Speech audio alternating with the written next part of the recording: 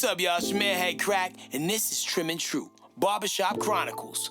Today's episode, Sharp Lines and Soul, brings rhythm, real talk, and razor precision. I'm joined by Jase, the voice of soul for real, and Glass, one of Atlanta's sharpest barbers in the game. We're talking fame, faith, and fresh fades, plus how the barbershop became the safe space for the realest conversations. Let's get into it.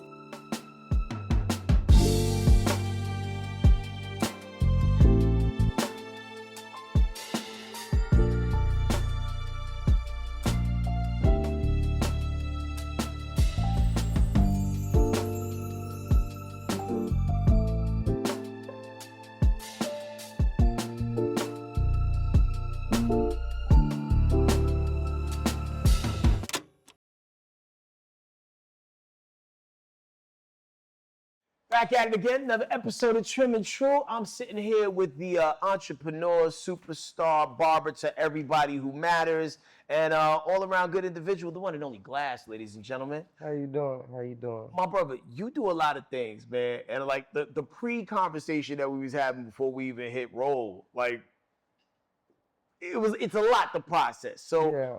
let's begin with where were you born? Oh, in Okinawa, Japan? Okay. Yeah.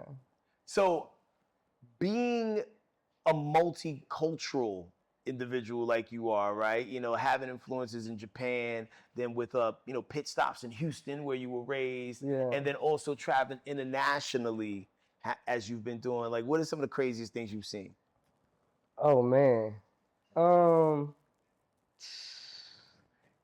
I can't really say on camera the craziest things, you know what I'm saying?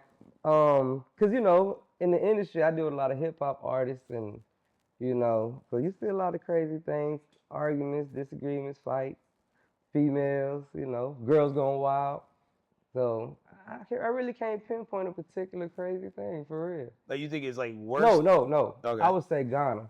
Ghana Ghana. was the craziest thing. What was so crazy about Ghana? Because Ghana, you know how you have animals, cats and dogs roaming the streets in America? Mm-hmm. They have cows, chicken, the stuff that you eat, goats, just walking everywhere. So is it common for somebody to just see a random goat and be like, come here? And then like next thing you know, it's in a skillet? I've been seeing, I don't know if they in the skillet from there or how they produce it or process it, but yeah, I've seen chickens and goats and everything that's walking around the city. Yeah. It's crazy how we've gotten so far advanced as a society that like that is common for a lot of places. But like if someone just saw a chicken, I used to live in Texas, so I know the vibes, right? Yeah. So there used to be a place called Little Elm. I watched it grow, right? But Yeah. there was a point in Little Elm where you would see chickens out the street. Like in certain parts of the world, it's not uncommon for be like, oh, yep, dinner. And you take it and that's the end of that. Yeah. And like now we gotta go see the Colonel or Popeye. Yeah, because they got so much processing and stuff like that. So I don't know. Food is getting different nowadays. Oh, we're not eating what our grandparents and our parents ate. Oh no. It's different food. Yeah. You ever got one of them big chickens from Costco?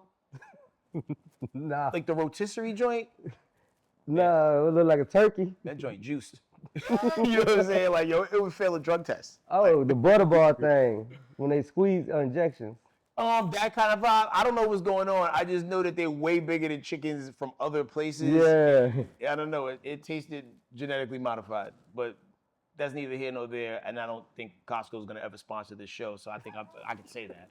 But also too, I noticed like the food in other countries, especially island places, Yeah. a lot leaner and cleaner. Yeah. They are. Like Right. we're not eating the same chickens, or cows for that matter. Nah, I don't think so either. I had some steak in London that tasted like it died on its own. That's probably some Wagyu you had. Could have been. Yeah. I wasn't cultured enough to ask all the questions. I just knew that like I was tired of eating fish and chips. I was like, yo, man, you got steak? Now they messed it up by boiling it, but that's another story. They boiled the steak? They boiled a steak. Who boils steak? That was how they cooked it completely? At that place. That's different. I'm never going back there. You didn't like it? I love London. I hated that steak. You ruined the perfectly good steak. That steak didn't die so you can boil it. Ugh, who does that? Anyway, so let's get back on you, brother. So not only are you an artist, manager, world traveler, but you are also a celebrity barber to the stars, man. Like, how did you fall in love with the art of like, like just doing cutting hair?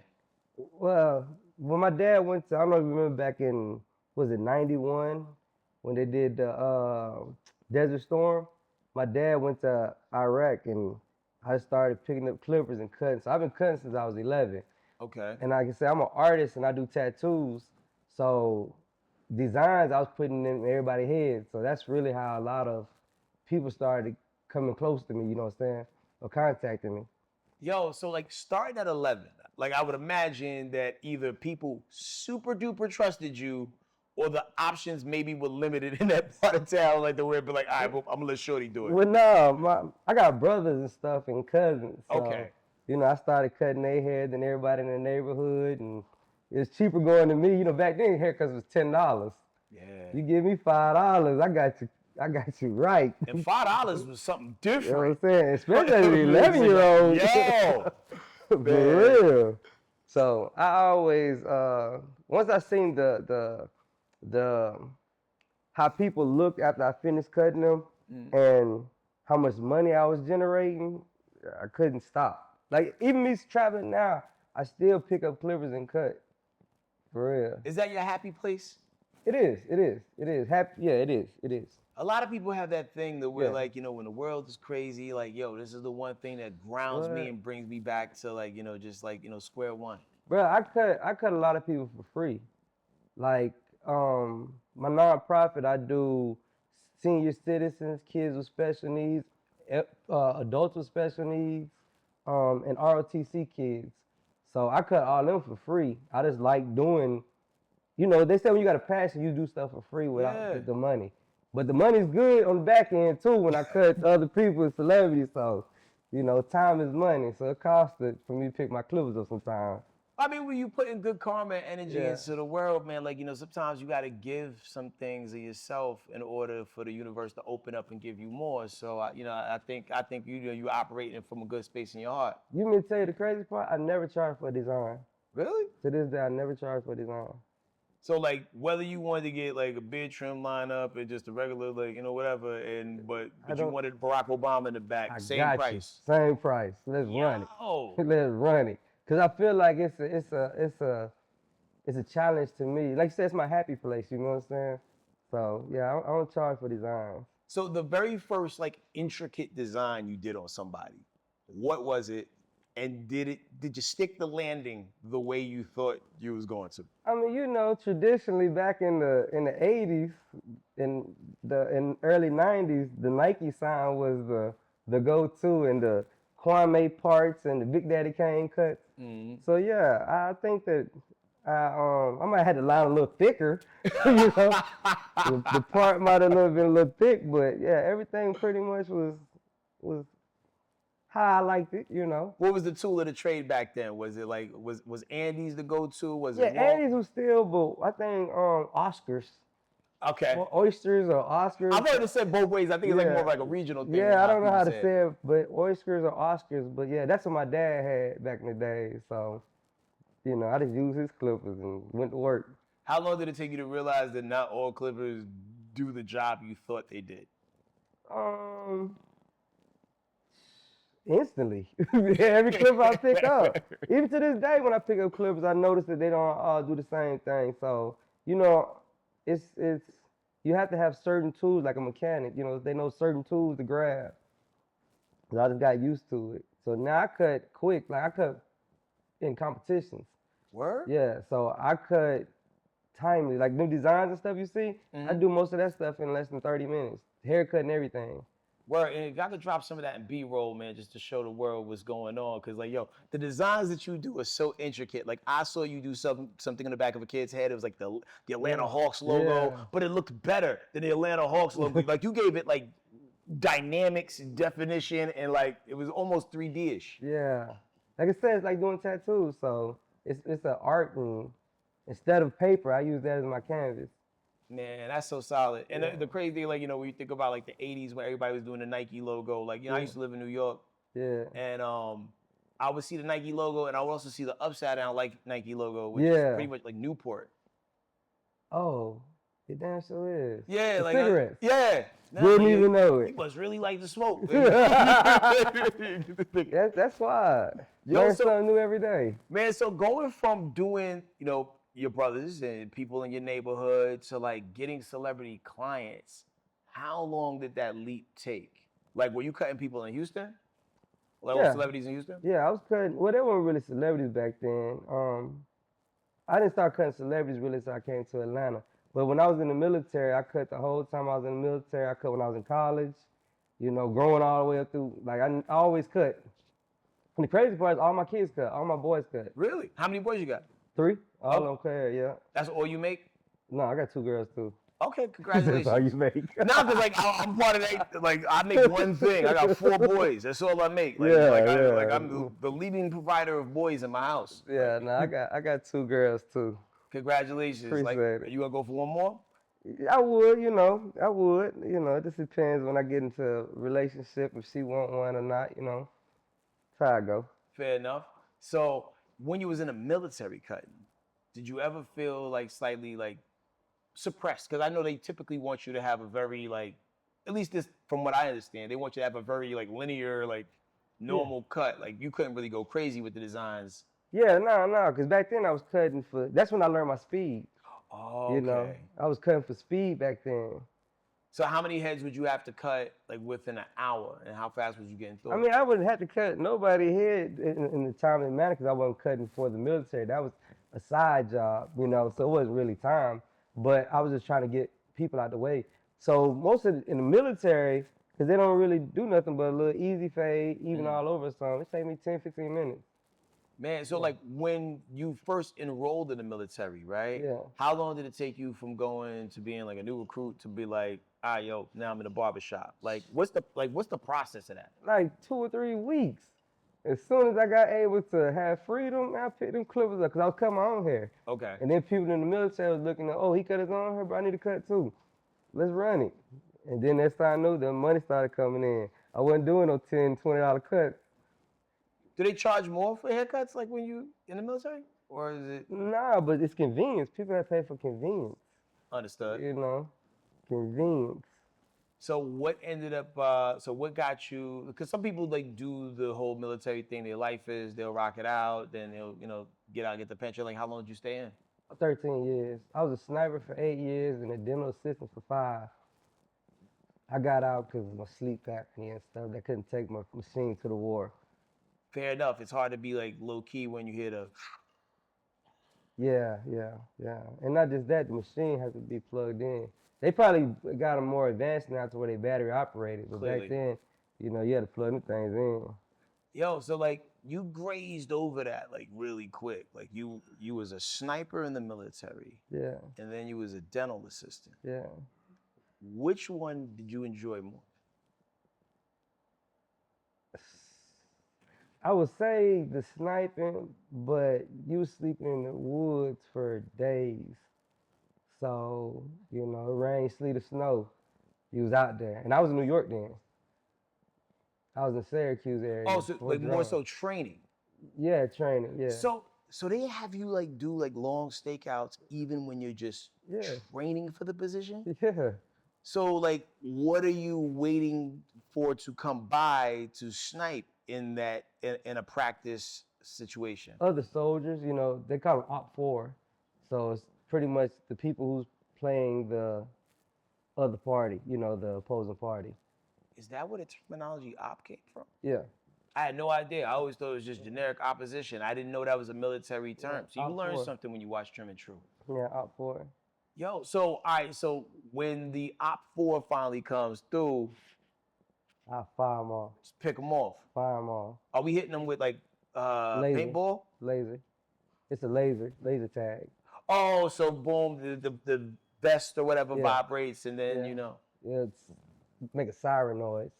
That's ill. You never have to hit a live target, have you? I think I popped some people before. Like I said, I did 3 wars: Bosnia, Afghanistan, and Iraq.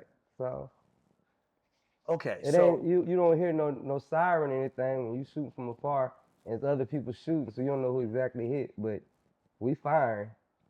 So take us there, because like most people watching this will never be in a position where they're in a fight or flight situation, having to like not only defend the country but protect themselves.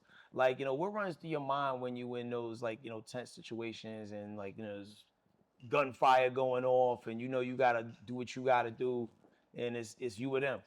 Yeah. Well, see, as a sniper, I was far back than the line, the people who walked straight up on it, the recon. So I had enough time to get up out of there if they was coming too fast or too far. And like I said, you hear on the radio too, so you know when to move. Man, like most people like they play the video games they play and they think, oh, I would do great out there. Like the parallels between the two.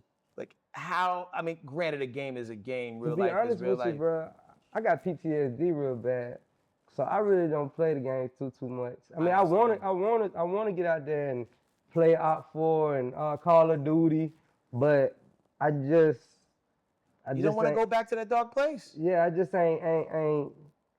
I want to try it. For real, I do want to try it. I don't know. You seem so happy and at peace with what you're doing right now, man. Don't go backwards. I do, but like I said, maybe since I know that that's all electronical fun, that it's a stimulation. Gotcha. Stimulation. Yeah. It's stimulation. Stimulation. Yeah. I mean, you ever see one of VR headsets? I want to get one of them too. That's what I heard them. Those put you, whatever situation you want to be in. Battlefield Combat Strip Club, all of it. VR. Damn strip club. It's wild. Yeah, I want to look into that for real. I'm really interested in those. I want to try them. So now we're getting into the psychology of it. I could totally He understand. said the psychology. Bro, no, I totally understand now why, like, cutting hair is your happy place because of all the things that you've done. Like, listen, it's so rewarding to be able to have people walk through the door, like not necessarily like feeling their best because they know they're wolfing out a little bit and they need to get blah. So in order to be able to create that peace for people and that happiness for people, like I can understand, like it's fun to me. Catharticism that comes with it. It's fun for real. So like so you make it seem like everything is like been like pretty much like linear upward, right? Like have you ever just completely fumbled a haircut? No. That's what's up.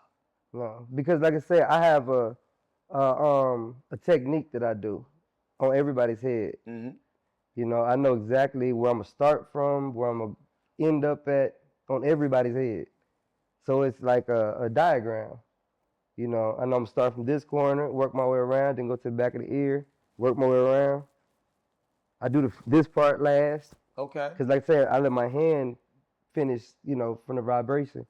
I let my hand get a rest.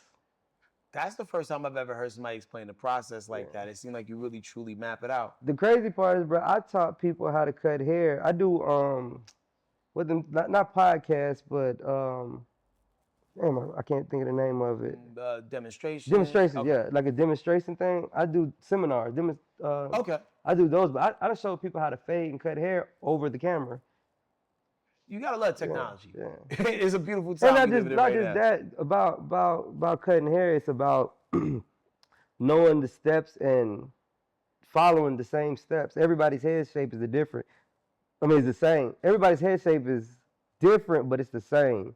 We all have a round head. Some people might have a little more fat on the back of their head. Yeah. Some people's hairline might be a little different, but the dynamics of their head structure is the same. I was trying to think of somebody who had a drastically different shaped head, and I have nothing right now. I don't either. I can't think of anybody. Popeye Jones? Can't think of his head look right now. It's different, but that's neither here nor there. What have you learned the most about professionalism, dealing with so many high-profile clients as you do? That's your money.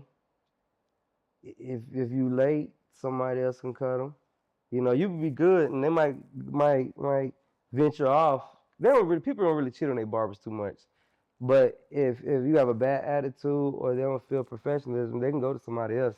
You ain't the best barber out here. I don't feel like I'm the best. I feel like I'm one of the greatest, but I ain't the best. It's a higher show. Shout out to you, Seth, Bobby Wells, Sonny. It's a lot of artists, barbers out here, especially in Atlanta. That's great. Mm-hmm. Well, see, because you do so many things, right? it seems like you do put yourself in a position to get cheated on. Because one day you might be cutting hair, and the next thing you know, you globe-trotting with, some of the artists that you manage, with your label Glass House and all that. So, like, how difficult is it for you to maintain those client relationships? It's real easy because you think about it like this. If I cut your hair for a long time and you love it, and one day I might not be able to go, and you go to somebody else and they mess your hair up, are you going back to them or are you going with what you know? So you want these people to suffer for Nah, a we month? we just adjust schedules, you know what I'm saying? We just adjust schedules. And a lot of times, man, when I'm on the road, it might sound crazy, but I like to come back. If I got a day or two between being on the road, 2 or 3 days, I'm coming back because I know that haircutting is free money. Yeah. I know I can make that every day. It's like endless, haircuts nowadays is $50 to $100. Yo, the inflation is real. Yeah. And like I said, I could do that in 15, 20 minutes. So you're wired in a way to where you could come off the road, jet lag and all, Same day. and pop up and cuss my hair. I was a sniper. I don't go to sleep at night. You are wired So different. yeah, I sleep when everybody is at work. Like when we finish this interview, I might take me a nap. Take me a 3-hour nap, I'm back up. I tell people that too. Like I'm like a phone. Like I go into sleep mode when I'm not needed, and then I wake right back up. That's it. Yo, so when you do what you do you see it as art, therapy, or both? Both. Exactly. Like if you had to weigh your loves, right? Like between the haircutting, the tattooing, the artist management, do they all weigh the same amount on a scale, or does one, one is like, yo, like this makes I smile bigger. I show all 32 teeth. You may say the truth, man. I think that the music industry is bigger because music soothes the sound. And if I can help an artist make a creation or even put it out or manage her career to where that sound is legendary, then that lasts longer than a haircut. So I think that me calling myself the next Berry Gordy is stronger than me being the next best barber. You know what I mean? It's crazy because when you think about, unless you're like so deep into the barber game, right? Like we know who Michael Jordan is. Yeah, we know who Berry Gordy. Like who is the Berry Gordy of cutting hair? I can't call it. Like I say, it's a lot of great people out there, but they're not the best. Like I say, I'm great at what I do, but the people I mentioned, like Bobby's World, Yusef, Sonny, they all have different techniques and they fire. They fire too. Marcus, it's a lot of barbers out here. But I can't say who's the best because just like Michael Jordan, it's always somebody to come along even better. Elevate the game a little bit. Who's the next Berry? Who's better Berry Gordy? Who can you compare to that? Whoever's not in jail, right? Yeah, that's what I'm saying. every other CEO went to jail pretty much. Yeah, like every last one. Hey, man. And one's in Bali. It's like rough out here, man. Like, do either of the Bronner brothers cut? Is there a Jerry from Jerry's Curl? I don't know these people. I don't know about that. I can't with the barber industry. I can't say because everybody has different techniques and different qualities. It's about taking your time or having the skill. Yeah. Like, have you ever been in a situation where, like, wow, you look around and be like, yo, I'm really supposed to be here, and this is happening every day. Really? Every day. Whether I'm with Jase, Book, or any of my artists, it feels like this can be the next big thing. You know what I mean? So, yeah, I feel like that. I feel like everywhere I'm at, whether I'm on tour, whether I'm in a barbershop doing tattoos, that's where I'm supposed to be. What keeps you from getting burnt out? Because, like, sometimes, people can only focus on one thing, and you focusing on multiple things, and you seem to have the same love and appreciation for all the things. Yeah. What keeps you from being like, all right, I need a break? Probably because of the various of things I'm doing. I'm not doing the same thing. If I'm doing the same thing all day, cutting hair consistently, I probably would feel that way. But being that I can cut hair and then jump on the road with somebody, come back and cut hair, do tattoos, it's pretty much my own schedule. Okay. So the flexibility, I think, is the best thing. All my kids are grown. Everybody went to college, so it's just me. You won the game. Yeah, I feel like God did me a good one. You know, I can't complain at all. No, I mean, because like, it's one thing to have conversations with somebody. It's another thing to see their energy. Yeah. I can see your energy and tell that you're truly happy in the space that you're in, and you really, truly do get a kick out of what you do. Oh yeah, I love this. I love this. What would you tell like other young barbers that are like looking into get not only just in the cutting game, but also to make it more than just a job, but a business? Use your craft as a networking tool. Like I said, everybody who's sitting in my chair, I know their business. I know if they cheating on their girl. I know if their girl cheating on them. I know if they money low. Cause everybody, this is a place where you can vent. I'm your therapist. So when it comes to that, you know, first thing when people sit in my chair, I ask them, what do you do? They tell me what they do. If I feel like I can fit in, if I feel like I can network or call one of my partners or somebody can, you know, bond, I feel like that cut is more than just a cut. I hear that. So that's why I say, whatever you do, use your craft as a working tool. A lot of people put headphones on when they cut. We talking. Tell me your business. Important. Yeah. Tell me your business. How do you handle being the vault for so many people's information, secrets, and all that? I mean, it don't bother me. It don't bother me. For real. I ain't heard nobody being no pedophile or no child molester, then I go to the law about. But, you know, everything pretty much is, you know, they girl cheated, they cheat. Or like you say, times is hard, which is hard for everybody right now in the economy. Yeah. But I still cut your hair. And I give you a discount just to make sure you clean. Because you might have a job interview. That haircut could change your life. It can. That haircut can make your wife love you more. That's a bar. Yeah. That is such a bar. Like, yo, I mean, because you're absolutely right. Because if you go into any situation with the wrong attire, wrong haircut, it changes the world's perception of you. Yeah. Changes how you viewed. Yeah. Chicks ain't gonna rock. I remember one time I was in high school and I still had a high top fade. And it was right at a time where like I was one of the last ones. And like, you know, like Michael, I had to make a change. Yeah. Make that change. And like Michael Jackson. and when you make the change, it can ascend you to the next level. Yeah. It changed the quality of girls that would talk to me when I cut my hair. Yeah, exactly. Yeah. Yeah, fresh cut, fresh clothes, it changes you. Mm-hmm. Yeah, you stand taller. No, people get extra vertebrae in their back when they walk out of the barbershop after that cut. Yeah. You're a therapist for many. Who is your therapist? Damn. Boy. I mean, you know the crazy part? I'm family oriented, so I talk to my kids every day. So I don't tell them none of my business as far as any situations, but you know, if I need to vent, it'd probably be my kids, but I really don't have one since you said that. That's crazy.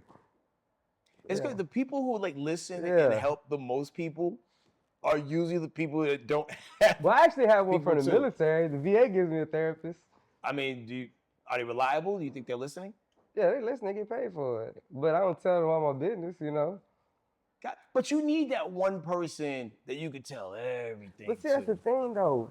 And this might sound crazy, and I don't want to sound cocky or anything, but I don't really have bad days. You know, financially, I'm stable. All my careers is good. Like I say, all my kids is great. So I don't never had the lights off. So what bad days would I have? Maybe my car every once in a while act up, but I get rid of it. Okay. You know? Now I heard Deion Sanders recently say something similar. He's like, yo, you might have a bad hour. Yeah, I have a bad minute. Yeah. But you don't have a bad whole day. Yeah, I don't know. I might have a whoop-de-doo moment. That's the H-Town. But besides that, like I say, within a couple hours, man, I'm good. Hell yeah. You know, most of my family lived a long journey, and the ones that didn't, you know, they lived a good age. Well, that's what's up, man. Well, hopefully, man, people could adapt that same science that Glass has and take that with them on their journey. Because listen, a positive mindset and a great worldview, man, it does a lot. You gotta stay active. A lot of people that whatever get to them, down them. But I know I go cut some hair. If money's low, I go cut some hair, do tattoos. I'll be straight within a couple hours, you know. That's But one yeah, of the things that AI can't replace. yeah, I don't have too many bad days.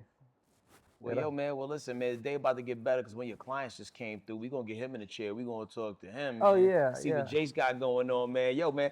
Thank you so much for the transparency, Oh brother. yeah, appreciate it, Let's get appreciate it. to it. Yo, man, it's been a long time coming. We got the one, the only Jase in the building. Yes, sir. What's going on, man? Yo, you're going on, man. Yeah, Yo, I've been Thank seeing you. you on the timeline, and if the face looks familiar, yes, this is the one, the only Jase of the legendary group Soul for Real. Man, you have been there for a lot of people, Yes, sir. for so many key moments in their life, and that's the beauty of music, man. Your manager Glass was just talking about how like music is forever, and like Oh, yo, that's my partner. Yeah. Bro. Definitely my partner. yo, when the first line on Candy Rain, have you ever loved someone Yeah. so much you thought you died? Like anytime you think about a key relationship that you've been in, Yeah. it takes me back to that song, man. Like, Shout out to Terry Robinson. so that was the person who wrote it. Mm-hmm. Yo, man, it's such a dope time in music too, and even to see what you're doing now as an independent artist, still cooking, Thank still you, thank applying that pressure. Thank you. Yeah. How do you feel at this phase in your life? I'm happy that they're loving it. It's a lot more where that came from prior to that. I'm just happy that it's doing well, you know? Yeah. Yeah, for real. Yo, and you survived the business that does a great job of crumbling people up and throwing them away. Like they'll show you the mansion, tell you everything is yours, and then Right. snatch it from you while you're still sleeping. Right. But you've persevered for all these years. What do you think helped you do that? Just the desire to, you know, be better me, provide for my family, and, you know, loving my family and shit like that. You know, have my community immediate around me, just be happy, you know. Got you. Without being a people pleaser, of course. We learn those lessons. How long did it take you to learn that lesson? Maybe a few years, 19s, around those ages, teenage years. What was the breaking point to where you felt like, all right, listen, man, I can't make everybody happy. My happiness matters. Yeah, like 18, 19. I know what I'm saying, but was there an incident that happened that made you be like, all right, hell no? There is, but I don't want to. Okay. I don't want to bring that up. Like I might be the old me. I don't want to go back to. It's all about growth and progression and moving forward. Digging that bag. You know what I'm saying? But yo, but you know, you got your head on straight. It seems Right. like your business is in order. You're moving forward. Thank you. What were some of the things that helped you along the way to kind of stay on track? I'm just you can't do great things alone. It's definitely the team. You know, the team really. Shout out to the team. Y'all know Glass. Everybody. Y'all know who y'all are. How did you and Glass meet? Actually through a close friend of mine. Shout outs to Paperboy. His name is You Know You Are. That's how we met for real.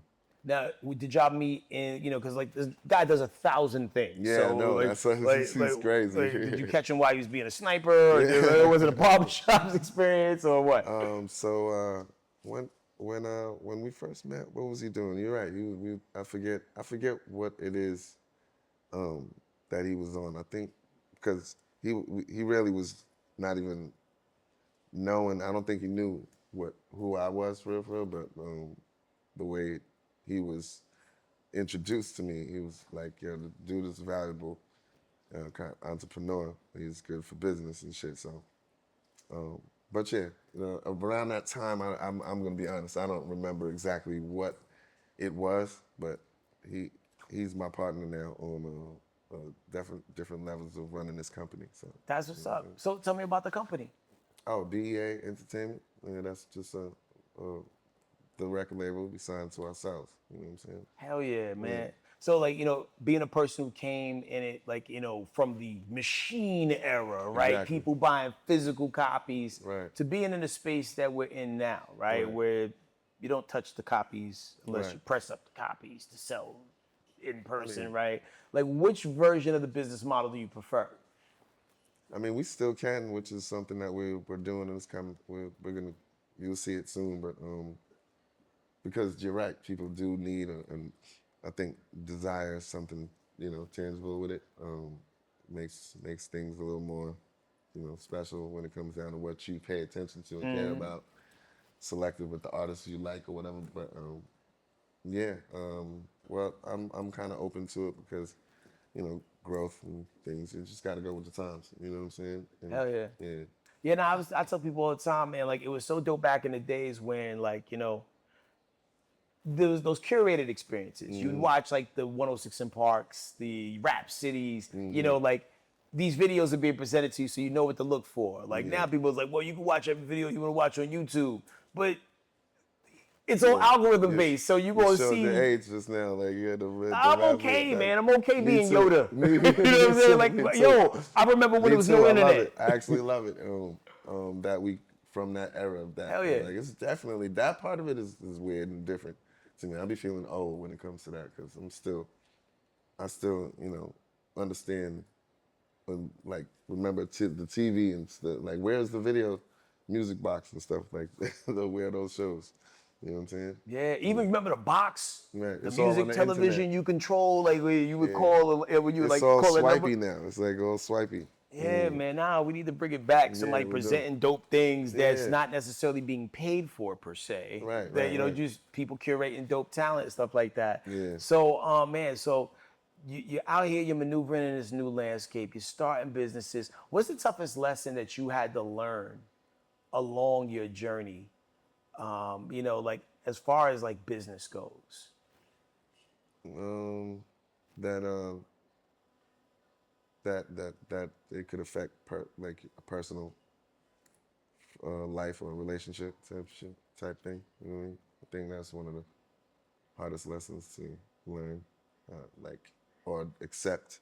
Some certain things. Some people move in a way you can't control, and even that might have been a friend, you know what I'm saying, at the time, and because business didn't go a certain way, but then, I'm okay with it, and I'm okay with that too, because that's not the type of person that you, really necessarily want around just for the business, so, if they're your personal friend, but if you can understand what No, I'm saying. definitely. And you're originally from New York. Long Island, stand up. Yo, shout out to my baby mother of my for my oldest child, like, yo, she's always talking about, like, yo, like, I remember when they was young, like, running around, man, yo, like, Long Island proud of y'all, for real. Yeah, like, man, how does it feel moving from Long Island, New York, to being in Atlanta, which is, like, kind of like New York 2.0, because if you had a party and be like, yo, is New York in the house? It's like 40% of the audience.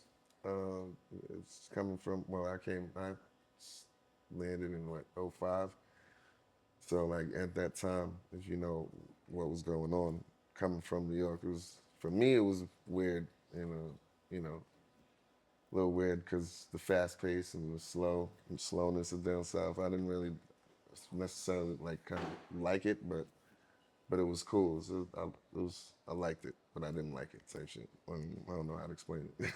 No, I mean, it is. It takes getting used to. Yeah, I had to get used to that shit. What was it? What was it saying?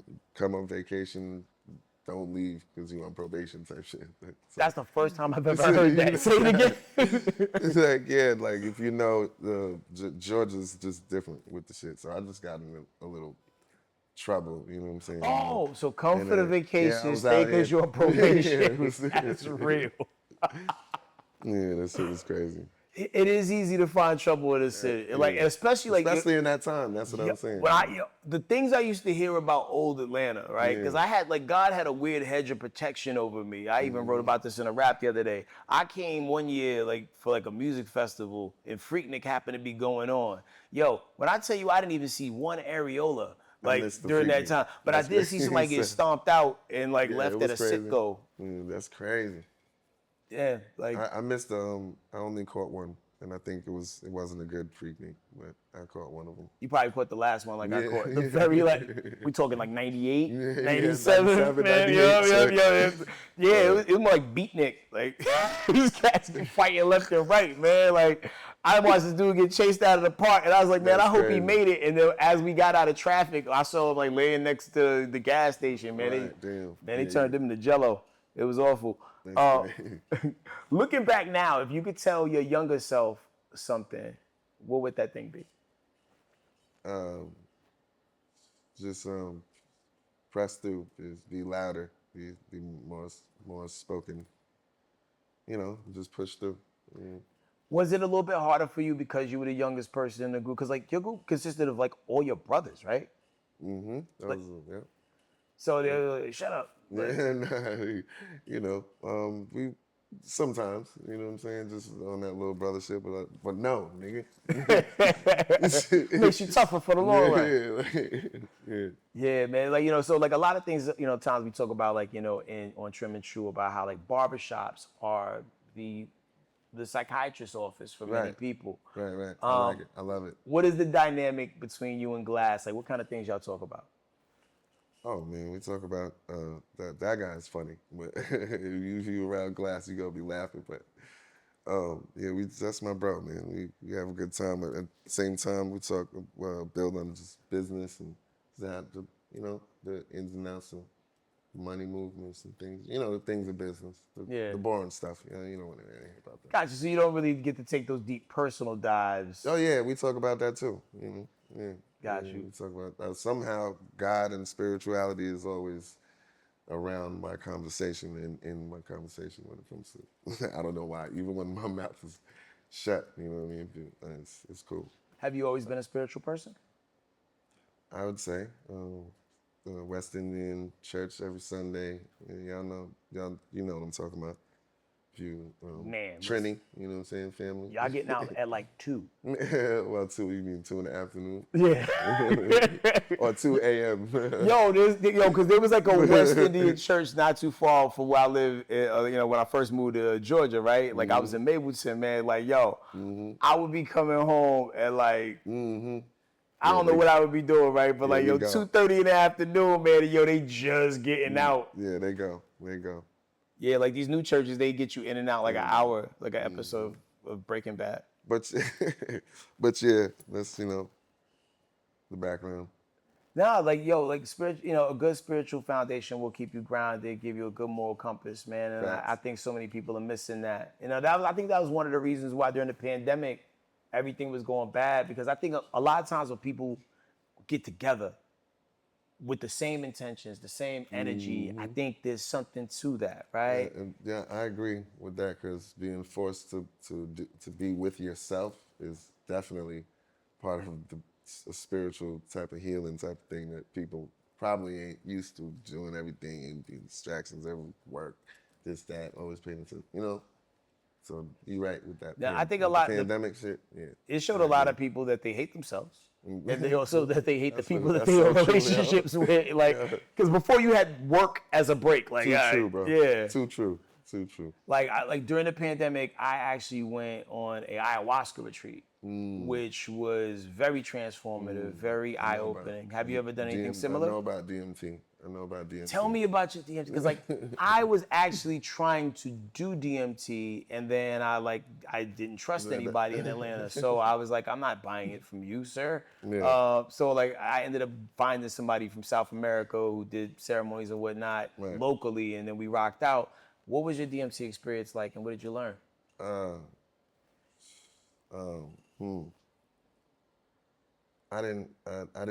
was kind of scared to really do, like people say they do, like Breakthrough a amount? dose Yeah. amount, like certain amount. I wasn't trying to go all the way there. I'm like, whatever this shit is. But first of all, DMT is The God particle. which is produced by your own brain when in sleep. Usually your dreams, like how real your dreams feel. That's the reason why they feel real, is from The DMT being right. seeping in your So brain. I just did my research on what it was and was careful about it. And I mean, what it definitely makes you see, that what you do see out your eyes is not what's going on for real. It's a lot more going on than just that. You know what I'm saying? Yeah. So yeah, that's what I got off of the little trip that just a little piece of what I got from the little trip. So you that I got went the tip of the iceberg. Yeah, I wasn't. Yeah, I wouldn't, because I'm already spiritual and I know things, and I don't need to go. You know, I'm careful. You got what know you I'm saying? needed Yeah, out of I'm it. careful. I might go again. You know, do it again on another level, like you said. Retreat or Ayahuasca. I something. mean, the crazy thing about those things, and I think you tapped in enough to like understand it. Like you did just what you needed to do, Yeah, and I and you understand. you didn't go any more than that. It was trippy now. Like No, my like physical vision kind of broke down into triangles and squares and shit. Like I don't know how to really explain it, but the trees, but still you could still see everything around. You can see how everything was kind of living. Yeah. Yeah. I don't even know how to. You can't explain it. There's so many commonalities between ayahuasca and DMT. So like, yeah, everything you're saying like makes perfect sense. But but just understanding like just like how like we're so limited because like we expect to see everything with our eyes. I tell people all the time, one of the biggest things I learned from an ayahuasca retreat, like we got the whole universe inside of us. God flows through us. Yeah. We got the power to heal, build, destroy, all the things. Facts. And I think sometimes we're so distracted that we don't understand the power we wield within ourselves because we just, and I think the world keeps us distracted by design. There's reasons why they throw all these frequencies and signals. I think it's the perfect balance. Unfortunately, with all the negative things that get paid attention to, but there's also really good things, in balance, which is weird. We don't really put all that good stuff on Front Street, but it's there. Yeah, why are we wired like that as I don't know. people? That's weird. I was having a conversation with somebody about reality shows and like how this family was fighting on this one particular show, and it's just like, but would people watch the show if they was hugging and making sandwiches? Now, if you showed me how to make a sandwich and you're using a cheese I ain't heard about before, then maybe people leave. But we are so drawn to chaos that we repel and run from love. Right. But that's where it comes back to you, brother. Yep. Your music is centered in love and good energy. That's dope that you pick it up, and that's one of the reasons that I do music and love doing music is because of that. That's part of the push through, using your gifts to, bring some positivity to. Well, brother, you move in silence, but you say a lot at the same time, man. So if there was somebody who found their voice today and was going to sing their first song, make their first recording or whatever, what's 3 key pieces of advice you would give them just so they can navigate this landscape? Just listen. If you listen for what it is. Everybody's way is not the same. How you see other people's blueprints, and we tend to be influenced and follow and trend. But for me, it's not like that. It's like it's gonna happen your way and in your thing. Listen for those things, look or whatever the word is that I meant for listen. I'll just use listen, but yeah, and just be prepared and go. Those 3 things right there for you. And this is a brother that's been it, done it, seen it.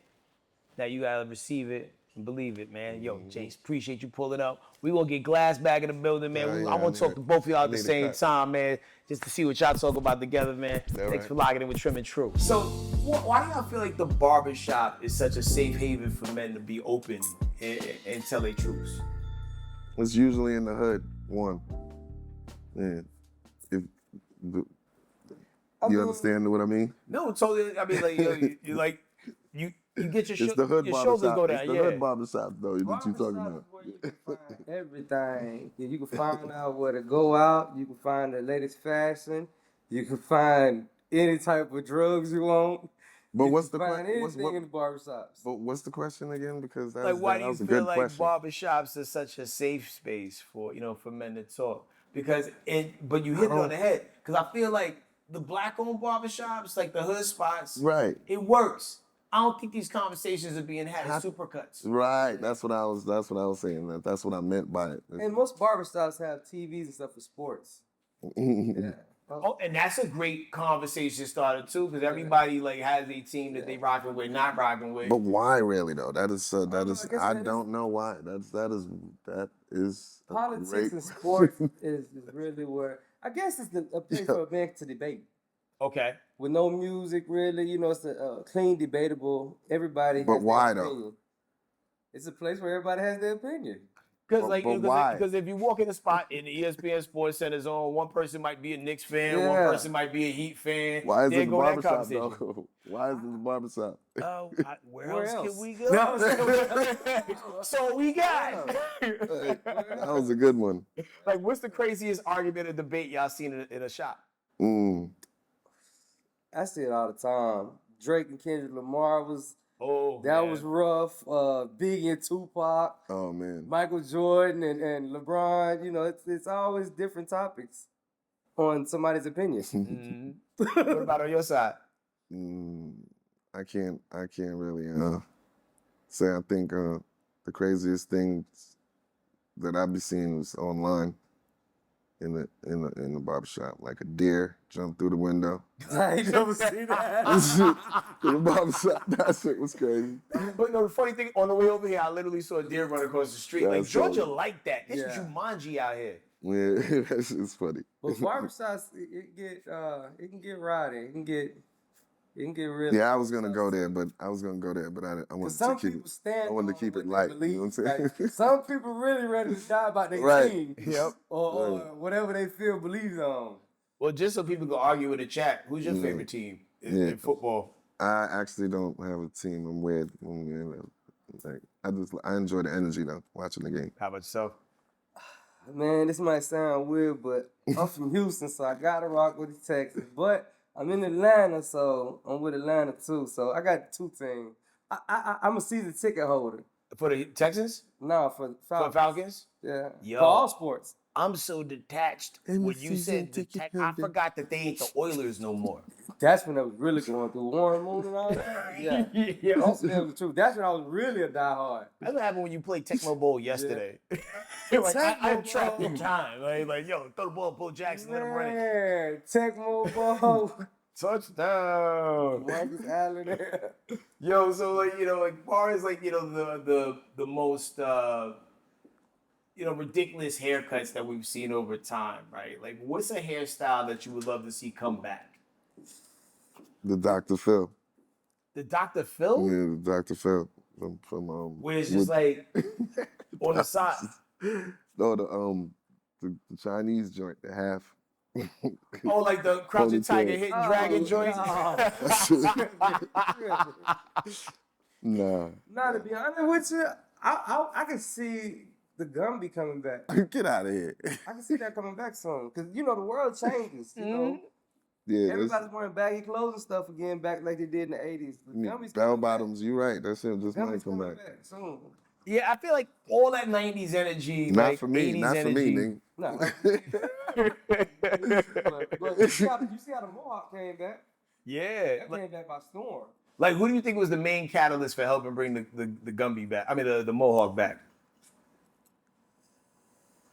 Usher. What? Oh yeah, he did have that. That's two checks on the Usher did box. have Like that. a recent interview, somebody was talking about how Usher, Because he brought it back. He brought it back in a different way. I can't think of the name of the country. I would love to give Music Soul Child his props, because I felt like Music Soul Child did it first, but I just see Usher more. Yeah, don't but know. Usher made it to a South of France type. So he made it to where it's not all the way a mohawk, it's more of a cut in the back too. Yeah, Yeah. it was a name, another South- name South for that France. shit. Really? Yeah. Usher South of France where you see like the line and everything still in the mohawk. You just put me on. Like, I had Yeah. no idea. Yeah, Like, South of France. But I would say Usher. he got like the corporate Mohawk. Like, I got Yeah, a Mohawk, yeah, but like, yeah. I turn my taxes in on time. Yeah. It's like a shadow fade mohawk. See, like, and I would expect you to know the actual terminologies. That's why they gotta bring the pictures Yeah, me back in the too. barbershop with Yeah, the where's the names. pictures? Like, what was your go-to back in the day, Jase? Like when you would go to the barbershop. Like, 19. I had a Jerry curl. That's why my shit. I'm bringing my shit back right now. When I take my hat off, you're gonna know what I'm talking about. yo, so I have an unpopular theory. What's that? I feel like everybody that had a Jerry curl in the 80s, we dealing with something right now. Wait. What you talking about, Willis? You know what I'm talking about. We No. dealing with something. Oh right yeah, now. absolutely. But I'm not ashamed of that shit. My pops. Nah, man. If none of us got together, we do a class action lawsuit. Yeah. We Oh, word. can take the rest of the money they got left. Mine ain't gone. It's just back there. No, man. Seen a little bit. Like mine ain't completely disappeared. You know, like when you drop a lollipop in the car, you pick it up, there's a little bit of hair on it, like that. That's how I'm living right now. Like sometimes I got good weeks and bad I'm weeks. looking like my pops, so that's why I said to Dr. Phil. You got to pick up what I'm putting down, man. You know, before there's Dr. Got to Phil, bring the Dr. Phil back so I can just, come outside, chill. You know rep what the I mean? set. You know what I'm saying? Do y'all think, barbers Deacon back. deserve more credit as unofficial therapists? That's dope. I mean, Because everybody. in that setting, it kind of is therapeutic. When, Yeah, but all barbers don't want to hear it. You got some barbers going through shit themselves. Right. They don't want to hear nothing you talking about. Bruh, Yeah, just this cut shit. your hair. Don't trauma dump on me. Yeah. It'd be arguing all day. Yeah. Type shit. Yeah. You got some barbers that ain't in the mood. Old lady done cussed him out of the house. Right. Went through his phone or something. Right. Come home and take it off. So what you're saying then is really about the relationship. Relationship. Yeah. Relationship. Mm-hmm. Yeah, I mean, like, there's a level of communication and vulnerability that exists here. Mm-hmm. And I think, like, you guys seem to have a great rapport. How long did it take for y'all to kind of get locked in with each other where, like, all right, cool, we could be a lot more transparent about certain things? I could tell him my problems. Really. Yeah. Really. But the way he moved, I like how he watched things and assess before he make a move type thing. And kind of. Sniper mentality. Mm-hmm. I observe everything first. Check out the landscape Mm-hmm. and take the shot. Recon. Type shit. Yo, like, what makes the bond between, a barber and a client different than normal relationships? The trust, right? Trust. Yeah, don't exactly. if you don't mess my shit up. Like Exactly. I want my mustache, like a splinter, not like handlebars. No handlebars. The barber controls how you look for the next 2 weeks. Pepper lip feud, you know what I'm saying? Type. The peppy lip, is it like fine, like very fine and thin? Just fucking around. No, I listen to all the fine print. Like I hear everything you say, mobile cap, and also the fine print. I hear it all. Nah, Pepe Le Pew is wild. Like, now, it's a safe space. Nah, I'm just fucking around. Has glass ever fumbled on your cut? I wouldn't say. Nah, I would just had to tell him. He kind of. That's why I said what I'm saying, because last time I don't want my shit. I want my shit. You know what I'm saying? So it wasn't really a fuck up, but you know what I'm saying? Because my shit still was lit, but you know what I'm saying? But, You need clear directions as to what you wanted coming in. Right. You know what I'm saying? Skinny. Right. Yeah. Got you. Right. Now, how like sometimes because you know how to reconnaissance and fix it when it's bad. Have you ever been in the process of doing something and be like, oh no, and then you had to do a cleanup job? Not on me. Have you ever? I take my time on certain things. Like I said, I come with a structure. Yeah. Yeah. So You could always take more off instead of just trying to take it all off at first, because you can't put it back. that is very true. I cut in layers. Yeah, so it makes it easier to do repair if you need to. Yeah. Well thought of, man. Like what got you from a space to where like you guys were barber and client to business partners? How fast did that relationship forge you? We actually was business partners before the barber and client. Tell it, goddamn. Yeah. I cut his hair whenever, because like I said, the main thing is to make sure my boy is straight on the road and everything is good. So most of the time, if we on the road, he don't have to get no haircut, he ain't got to go nowhere. I got the clippers there. Boom. Yeah, so, Because that is a crazy thing, like being an artist, right? Like, you always want to make sure like you're the person that people remember seeing in the magazines and on the video show, maintaining the look. Yeah, I mean, yeah, everyone has their own way of caring about their brand and kind of who you are, type shit, or who that alter, when it was on the alter ego shit. So now, to me, it's just who you are.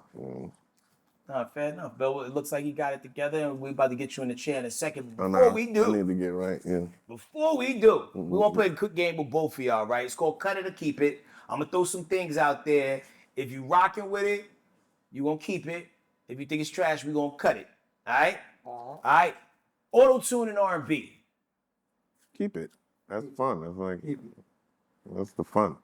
Has that always been y'all stance on it? Like when auto-tune first came out, did y'all feel like it was weird? But now it's like, when it got annoying, when you overdo it and do it annoying, To me, auto-tune, this might sound crazy, but in my opinion, I kind of grew up in it with Zapp and Rogers. Like the original. Vote folder. Yeah. You know what I'm saying? Yeah. So I liked the fun back part. then. And then, like I said, when T-Pain became popular with The fun. Yeah, so I do like it. Because he can sing. $1,000 celebrity haircuts. Cut it or keep it. Cut it. Cut it or keep it. Well, I mean, because some people like you charge. I got a couple people that you charge $1,000. I didn't charge them, but you shot me $1,000. Okay. I got a couple people that shot me $1,000 for it, so yeah, I keep it. Keep that money. Bro, Timmy's a good tipper too, so. Word. Yeah. Like you just set him up. Well. Hey, we been waiting on you at the door. You lined him up. All right. 90s fashion making a comeback. Cut it or keep it. Cut it. 90s. Get it out of there. Yeah, I'm shocked that you would have that stance. Just move forward. I hated the 90s. Look, what was I doing in the 90s? You had me in big suits. I'm not doing that again. Get that shit out of here. Get that shit out of here. The hell? Yo, Suede all the way down the fan. Chess King, Jeans West, all them shops with certain things you got to keep from the 90s though. Like I guess we could pick and choose. Them cross color joints didn't stand a chance in the wash. Like you buy them, they green, and then you wash them, and then they mint. Yeah, you know what I'm saying? That's too crazy. much. That's true. Barbers taking photos mid-cut. Cut it or keep it. Now, I'm going to tell you, no, we're not. Mid-cut is crazy. It sounds crazy. Remember I was talking about that podcast earlier? I recommend that because you can sit back instead of looking crazy. You can zoom in on your camera or your phone to see any deficiencies. You know what I'm saying? Don't nobody want to be logged looking like. No. You're not doing it to post or anything. You're doing it to just to see where you at. Yeah. Okay. Yeah. Because that makes sense. If I take a picture of your beard, I can see which one's higher, which one's lower, just like the hairline. Mm-hmm. So I would say there's nothing wrong with it. Got you. Yeah, like I think Jase, you was thinking from a poster standpoint. He was like, yo, got my man looking like Frankenstein. I'm just fucking around. I'm having fun. AI producing R&B tracks. Cut it or keep it? Keep it. Have you been dabbling with the AI at all? Love it. It's a dope tool. Yeah. Like if you ain't leaning all the way on it, like as long as you adding something to it, right? Or you just be like, nah, that's perfect. It's a tool. It's just gonna listen to what you tell it to do, right? Is that what it does? Yeah. So I do a lot of virtual work, and it'd be some people would be like, all right, rewrap this song. A computer did it. I need a real voice on it. And like I hate that because you did nothing. the minimal work. Yeah, you the did minimal nothing. work. You paid a subscription. That part of it, I mean, I'm not looking at that. I'm just looking at the part of what you could do with it. If you like, you could make a whole new style of music probably with that. Oh, it's coming, man. I'm watching people get creative with it. Me personally, with the AI thing, since I'm onto the Berry Gordy thing, I like songwriters and producers. So I like originality still. You know, me personally. I use AI, don't get me wrong, I use AI for a lot of business tools, but the music, I think that the originality and You talking about the AI artists and shit. Yeah, they are artists type. Yeah, well, that's kind of it's all right. that's nasty work right there. It's a little nasty. It started with I think that's good too, like the what? hologram, you know, and look where we are now. Like I think Timberland got a whole artist with a Yeah. you know, It's hard for me to do my job. I can't communicate with an artist and produce it. Right. To me. well you could type it. It's going to somebody though, you know. So at the end of the day, it's just weird. It's just weird, and honestly, because at the end of the day, somebody's behind it. True. Because like not everybody's Right. getting the same prompts when Right. they type stuff. Like Right. my 13-year-old prompts way better beats than I do. That's so crazy. Like yo, he's like the Dr. Dre of typing what beat he wanted. You know what I mean? Yeah, like, that's you know, like- crazy. and I do okay. You know what I mean? So it's interesting, like you know, just to see people's takes on that. Spray on hairlines. Cut it or keep it. Keep it. That shit is funny. That shit funny as hell. No, I'm just playing. Yeah, you know you gotta cut that shit out. You know you gotta cut that shit out. That shit funny. Man. I was like, yo, Jason villain. He's setting up people into about to be rainy season too. Like I'm about to talk for hairline enhancements. However, it might be a situation where a person has that moment. I hate it. You know, you might be going to a wedding and you just have that day to wear that haircut. So I don't do it, but I don't see nothing wrong with it. Yeah. a lot of pools got messed up. Yeah, last yeah. couple Sheets, summers, a lot of man. sheets and Like, pillowcases. Oh man, like someone put a thumbprint in the bed. of Like, pools. You got notice messed up. the spray paint is different than the fibers. It's spray paint. Yeah, a lot of people use spray. It's so crazy. yeah, we've come a long way in Semi-gloss. hair technology. Matching couple outfits. Cut it or keep it. Oh man, boy, that's deep. That's deep. My wife gonna. I've been single. I've been single for a long time, and I've recently been seeing somebody. But I think that I wear matching outfits. So I guess because I got older now. Back in the days, I thought this was crazy, but I think I do. Like matching pajamas that people do. Keep it. Yeah, I know it's a thing. Yeah. Keep it. Teach his own. I ain't mad at it. I ain't mad at none of this.